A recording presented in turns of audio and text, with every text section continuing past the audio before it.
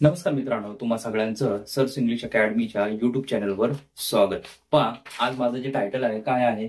इंग्रजीत बिनधास्तपणे बोला. बघा, मी असं का म्हणले की याच्या मागचं एक रिझन आहे. जर तुमचे कन्सेप्ट जर क्लिअर असतील, ऑलमोस्ट मी बऱ्यापैकी तुमचे ह्या चॅनलवर इंग्लिश स्पीकिंगच्या रिलेटेडचे कन्सेप्ट मी क्लिअर केलेले. बघा, या आधीच्या सेशनमध्ये मी काय केलं होतं की शेवटी एवर असलेले शब्द, मग त्यांचा वाक्यात उपयोग, त्यांचं माहिती सांगितली. आज पण ह्या सेशन मध्ये आपण शेवटी एवर असणारे शब्द, बघा मागील सेशन मध्ये 3 पाहिले होते आणि त्याच्यानंतरचे 4 उर्वरित आता पाहत आहोत. बघा, जोपर्यंत हे कन्सेप्ट क्लिअर होत नाही तोपर्यंत तुम्ही इंग्रजीमध्ये बिनधास्तपणे बोलू शकत नाही. मग आता बिनधास्त बोलायचं असेल तर मग तुम्हाला सराव करावा लागेल.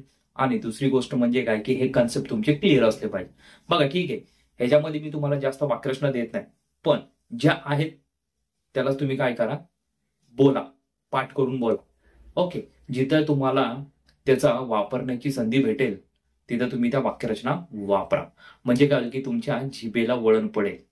तुमच्या एकदा जिभेला वळण पडलं की तुम्ही खूप छानपणे इंग्लिश बोलू शकता. बघा, म्हणूनच मी काय की इंग्रजीत बिनधास्तपणे बोला. आजचा जो कन्सेप्ट आहे तुम्हाला काय, विचेवर. बघा, विचेवर, विचचा अर्थ म्हणजे काय, कोणता, आणि त्याच्या पुढे लावलं आपण एवर, तर मग काय अर्थ होतो? विचेवरचा अर्थ होतो कोणताही, कोणताही आणि जो कोणता. बघा, हे जे वाटतं आपल्याला की विचेवर वगैरे, हे खूप सोपं आहे. फक्त तुम्हाला ना त्यासाठी टेन्स आणि हेल्पिंग वर्ब्स हे खूप तुम्हाला सटीकपणे माहिती असणं गरजेचं आहे. ओके, त्यांची सूत्रपाठ करून उपयोग नाही. तुम्हाला त्यांच्या वाक्यरचना इंग्लिश आणि मराठी, आणि मराठी टू इंग्लिश हे दोन्हीमध्ये तुमचे कन्सेप्ट क्लिअर असले पाहिजे. बघा, त्यासाठी माझा एक चॅनल आहे, अतुल सर इंग्लिश क्लास. त्याच्यावर फक्त मी इंग्लिश ग्रामरच्या रिलेटेडच मी कन्सेप्ट टाकत असतो. त्याच्यामध्ये टेन्सेसची पूर्णपणे माहिती दिलेली, अखे 12 प्लेलिस्ट आहेत, बघून घ्या. बघा, विचेवरचा अर्थ आहे कोणताही आणि जो कोणता. आता बघा, हे वापरायचं कुठं? एकतर वाक्याच्या सुरुवातीला, ओके, आधीमध्ये कुठंच नाही. बघा, त्याची वाक्यरचना, 2 पर्याय आहेत, तुला जे कोणतं सोपं वाटतं ते निवड. बघा, 2 पर्याय आहेत, तुला जे, तुला जे. आता इथं जो, जी, जे, जो पण आहे, जे पण येतं, किंवा ज्या पण येतं, म्हणजे जो, जी पण येतं. ओके, ह्यापैकी कुठला जिथं सुटेबल असेल तो तिथं तुम्ही वापरू शकता. काय, 2 पर्याय आहेत, तुला जे कोणते सोपे वाटतं ते निवड. म्हणजे बघा, there are two options, whichever you think is easy.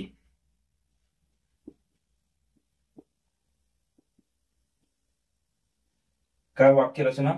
There are 2 options, whichever you think is easy. म्हणजे 2 पर्याय आहेत, तुला जे कोणतं सोपं वाटतं ते निवड. ओके, त्यानंतरची पहा, कोणत्याही पद्धतीने तुम्ही ते करा, सोपं मात्र निश्चितच नाही. बघा, दुसरी वाक्यरचना, कोणत्याही, पहिला वाला, कोणताही, कोणत्याही, कोणतेही. ओके, कोणत्याही पद्धतीने तुम्ही ते करा, सोपं मात्र निश्चितच नाही. म्हणजे विचेवर वे. बघा, दुसरी वाक्यरचना, whichever way you do it, it is not definitely easy.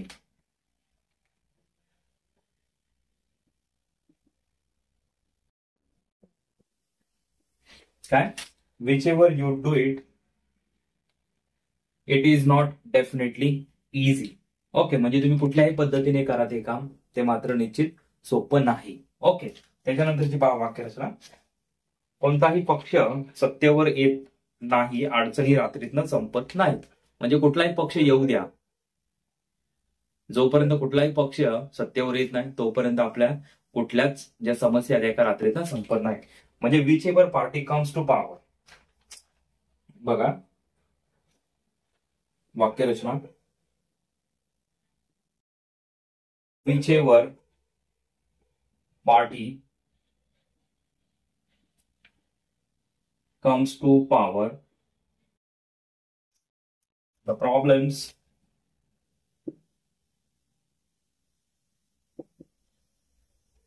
problems will not end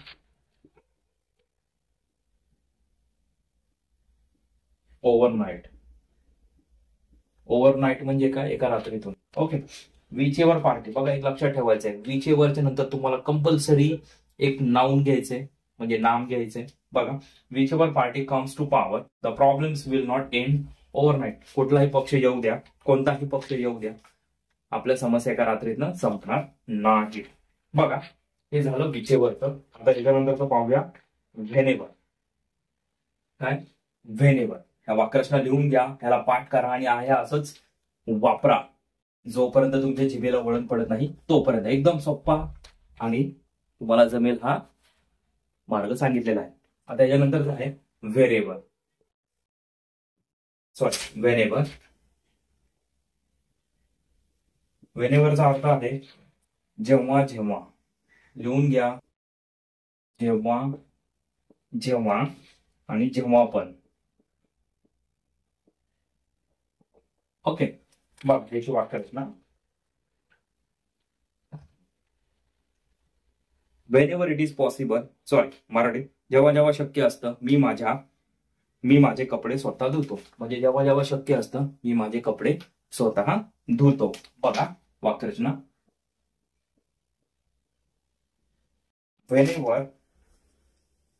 whenever it is possible I wash my clothes myself. हा मायसेल्फ हा ग्रामर मध्ये सर्वनामाचा कुठला प्रकार आहे ते मला तुम्ही कमेंट बॉक्स मध्ये कमेंट करा. बघा, जेव्हा जेव्हा शक्य असतं मी माझे कपडे स्वतः धुतो. तुम्ही असे म्हणू शकता, जेव्हा जेव्हा शक्य असतं मी गावाकडे जातो. Whenever it is possible I go to village. Simple. Whenever it is possible I do my study myself. जेव्हा जेव्हा शक्य असतं मी माझा अभ्यास स्वतः करतो. ओके. त्यानंतरची पहा वाक्यरचना. जेव्हा पण मला वेळ मिळतो मी आईकडे जातो. जेव्हा पण मला वेळ मिळतो मी आईकडे जातो. म्हणजे बघा, व्हेनेवर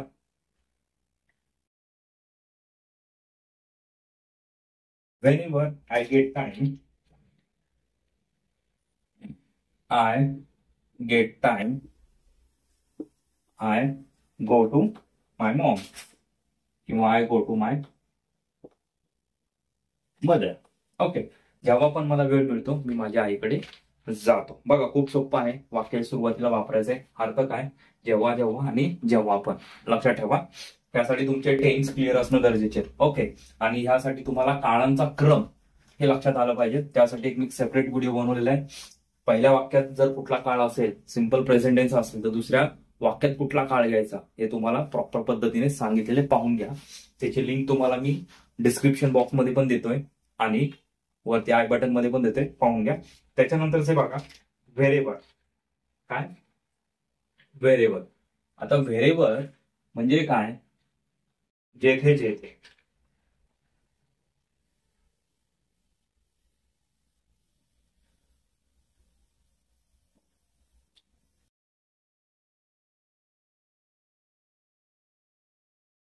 व्हेरेवर म्हणजे काय, जेथे जेथे.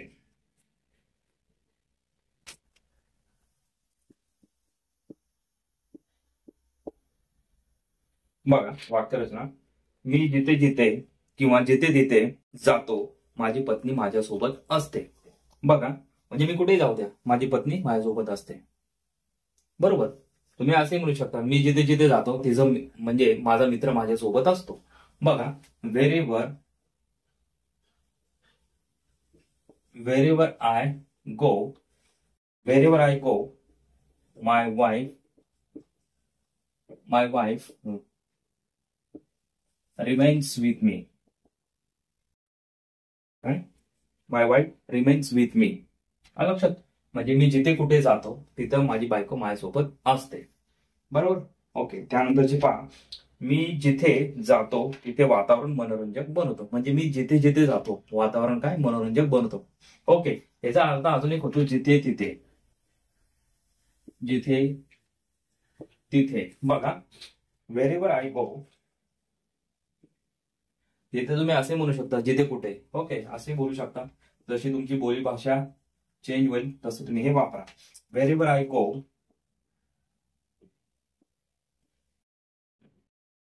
आय मेक atmosphere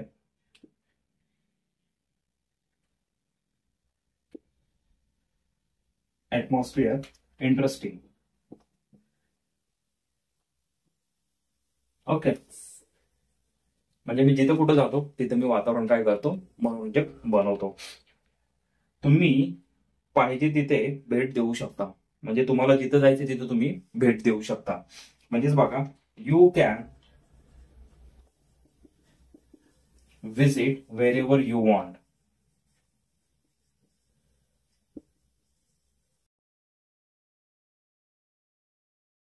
ओके, म्हणजे तुम्हाला जिथं पुढे जायचं तिथं तुम्ही जाऊ शकता किंवा भेट देऊ शकता. बघा, आता ह्याच्यानंतरचं आहे 3 झाले. आता 4थं पहा. ह्या वाक्यरचना लिहून घ्या, यांचा मराठीमध्ये पण अर्थ लिहून घ्या व्हिडिओ पॉज करून.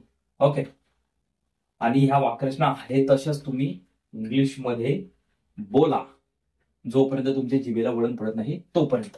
ओके, जर तुमचे कन्सेप्ट क्लिअर असतील तर ठीक आहे, तुम्हाला अर्थ फक्त माहिती करून घ्यायचा. ओके, त्याच्यानंतर पहा तुमचं काय, whomever. बघा, whom आणि to whomever. बघा, याचा अर्थ काय होतो. बघा, ज्या कोणाला आणि ज्याला वाटेल, ज्या कोणाला आणि ज्याला वाटेल, हे 2 अर्थ होतात दोघांचे. बघा, तुम्ही ज्याला वाटेल त्याला आमंत्रित करा. बघा, बोलताना लक्ष घ्या, तुम्ही ज्याला वाटेल त्याला आमंत्रित करा. म्हणजे you should invite whomever you please. Okay, त्यानंतरची वाक्यरचना पहा. आम्ही ज्यांना पाहिलं त्यांना आम्ही केक दिला. म्हणजे आम्ही ज्यांना पाहिलं आम्ही त्यांना काय, केक दिला. बघा, ज्यांना म्हणजे ज्या कोणाला पाहिलं आम्ही त्यांना केक दिला. थोडक्यात सांगायचं म्हणलं तर, म्हणजे वी ऑफर्ड केक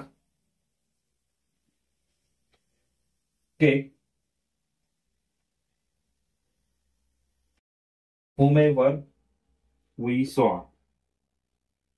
ओके, म्हणजे आम्ही ज्यांना कोणाला पाहिलं आम्ही त्यांना केक दिला. म्हणजे जो कोणी आम्हाला भेटला. ओके, आम्ही ज्यांना कोणाला भेटलो आम्ही त्यांना केक दिला. बघा, त्यानंतरची वाक्यरचना आहे, जे कोणी फ्रंट डेस्कवर काम करत त्यांना हा मेसेज द्या. म्हणजे जो फ्रंट डेस्कवर काम करत आहेत त्याला हा मेसेज द्या. बघा, give this message, give message to whomever is working at the front desk. Okay, आता ह्यानंतरच्या वाक्याचं बघा, मी ज्याला निवडतो तो माझ्यावर विश्वास ठेवणारा असेल. बघा, मी ज्याला निवडतो तो माझ्यावर विश्वास ठेवणारा असेल. म्हणजेच बघा, whomever I choose, it will be someone I trust. म्हणजे मी ज्याला निवडतो तो कसा असेल, जो कोणी असेल तो कसा असेल, विश्वास ठेवणारा. बघा, whomever आणि टू whomever दोघांचा अर्थ सांगितलाय, विचेवरचा सांगितलाय, व्हेरेवर आणि व्हेनेवर वाक्यात उपयोग करून दाखवलाय. त्यांच्या वाक्यरचना पण तुम्हाला सांगितलंय. बघा, याच्यामध्ये काय डाऊट असेल तर कमेंट बॉक्समध्ये कमेंट करा. आणि तुम्हाला प्रश्न विचारलाय, माय सेल्फ हे कुठल्या सर्वनामाचा प्रकार आहे ग्रामरमध्ये, त्याचं कमेंट बॉक्समध्ये कमेंट करा. आणि पुढील सेशनमध्ये आपण असंच एक लेक्चर घेऊन येऊ. तोपर्यंत जय हिंद, जय महाराष्ट्र.